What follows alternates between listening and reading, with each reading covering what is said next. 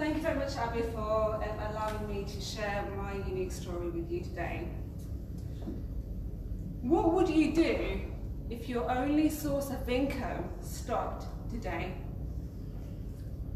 How long could you rely on your savings for? It's a question that most of us don't think about. I don't really want to think about it until it's too late. Raise your hand if you've ever turned a challenge into an opportunity. All of your hands should be up right now. Yeah.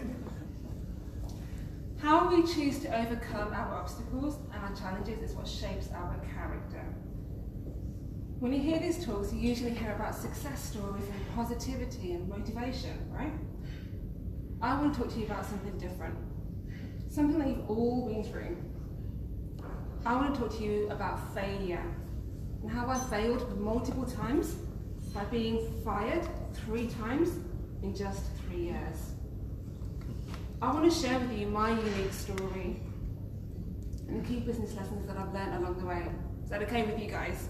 Yes. Fantastic. My background is in television production, and I was working on the very popular Alan Carr show. Some of you might know him as that comedian on Channel 4. And it was only my 3rd day. And I met this one group who told me that they were here to see Alan Carr. So in my excitement and my naivety, I assumed that they were his friends, and I was really eager to please my new bosses. So I took them straight up to Alan Carr's dressing room, where he was lying there nice and comfortable on the sofa. He got the shock of his life, and I very quickly realised that that group of people was actually here to see the Alan Carr show, not Alan Carr himself. So basically, I just taken this massive group of strangers straight into Alan Carr's dressing room. And all I can think of in that moment was, God, I'm so thankful that he wasn't naked. Like, could you imagine how awkward that would have been? Suffice to say, Mr. Carr was not impressed, and with a quick phone call to the producer, in 20 minutes I was packing my bags, and it was only my 3rd day. The second time I got fired, despite being the employee of the month multiple times, I got a phone call from my boss one day, and it went something like this. Rahini, we've unfortunately decided to let you go. Oh, why? What have I done? I've done something wrong. Well, the company is expanding and we can't afford to have any more mistakes, so unfortunately we're just going to have to let you go. We only want perfect people. Literally, that's what he said to me. And he told me that my last day was right there. Back to my original question. What would you do if your only source of income stopped today? The 3rd time I was fired, they'd massively increased my workload, and I found it physically impossible to meet their high demands. And that caused me serious anxiety. It made me question my own abilities. And I even started to self-doubt. I started to think, maybe I'm not good enough for this. What am I good for? The anxiety got so bad that every single time I would walk up to that office door to push the handle down, I could hear my heartbeat, I could feel it pumping in my chest. I would get the sweaty palms as well. And guess what happened? I self-sabotaged my way out of that job and they fired me.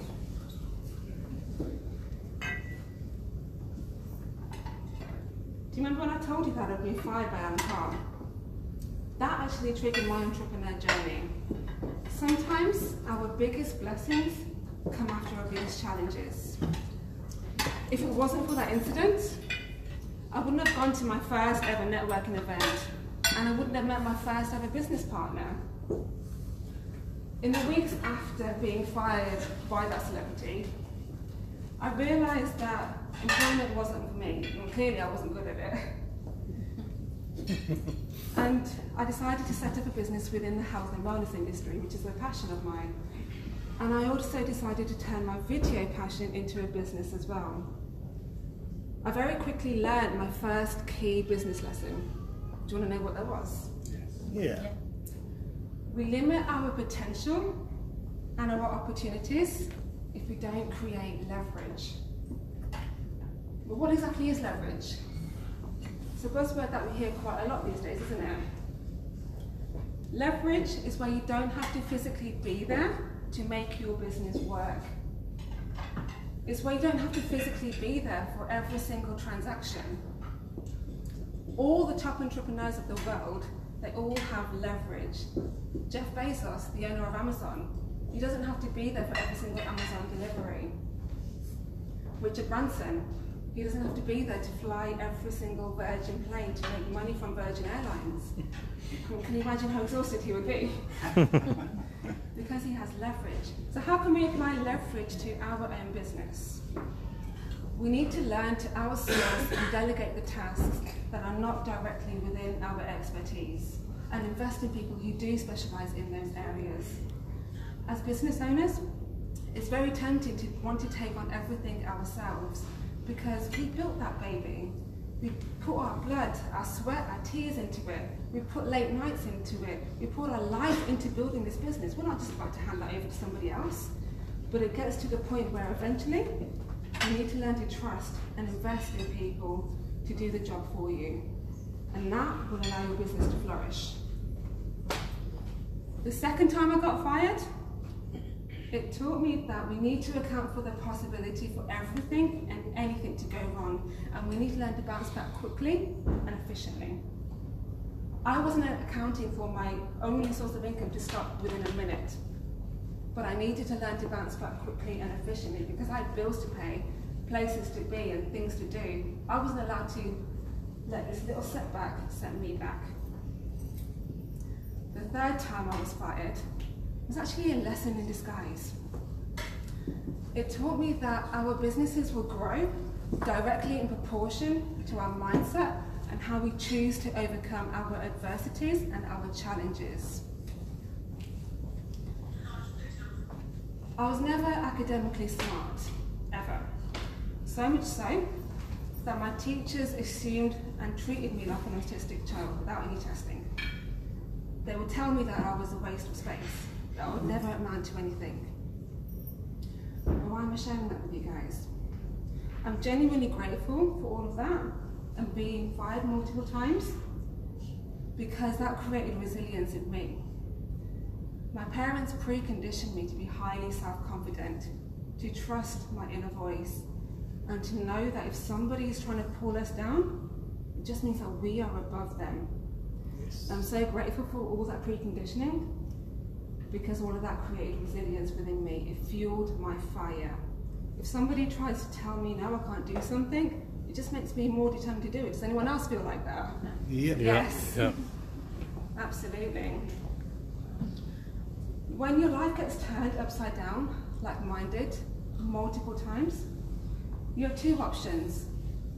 You can either sink or you can swim. How you choose to overcome your adversities and your challenges is always a matter of choice. Will your future self thank you for overcoming your challenges today? Or will it make an excuse to justify why you didn't do it? I was fired multiple times, 3 times in fact within just 3 years. But now, I'm 3 times stronger. Yes. What have you allowed your setbacks to do? How have you allowed them to shape you? Have you found the opportunities within your challenges? 2 years on from my last opportunity of being fired, I've now created a rapidly growing video production and video marketing business. And that includes international work with some amazing clients. And just recently, I've collaborated with some amazing marketing professionals, and we've just launched a full spectrum digital marketing and branding agency, which means that we can create mass content for businesses in a way that no other business in the UK is actually doing right now. So I'm really, really excited for that. What have I allowed my setbacks to do? I've allowed them to shape me in a positive way. Like I said earlier, when you have setbacks or challenges, you have 2 options. You can either sink or you can swim. How you choose to overcome your challenges is always a matter of choice. Ladies and gentlemen, thank you so much for listening.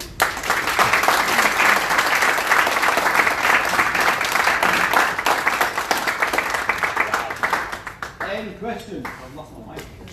Any questions? I got one. Who trained you with your speaking?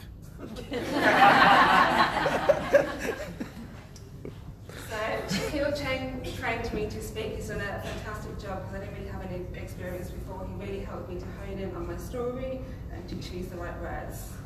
Thank you. Mark, It was more of an observation. Sure. You're always going to have arrows that are shooting at you. Absolutely. The fact is that you take that, you turn it around to a positive way, is absolutely amazing. And everyone in this room will always have someone who wants to be better than you, doesn't have the ability to be better than you, who will just keep shouting or pecking at the sidelines until they get your spirit down. So well done. Well,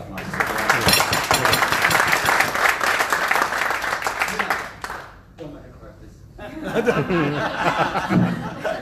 think with every setback, you said it quite rightly, there is a comeback. But what I always say is,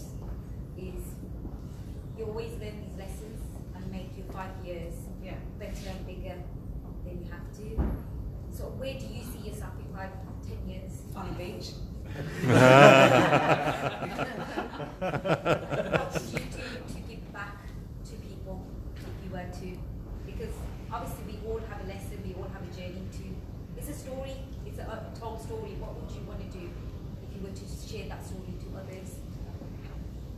There's quite a few ways that I want to help people. So one of them being is that I want to help people get out of their financial situation like I was just in as well. It's very easy to go in a downward spiral when your back is against the wall, but it's also just as easy to overcome that as well if you know how to, and I want to help people overcome their own challenges. Brilliant. Anything else? Fantastic. Oh. Yeah, Ash. Okay, well done. Well, thank you. Cool. Round of applause.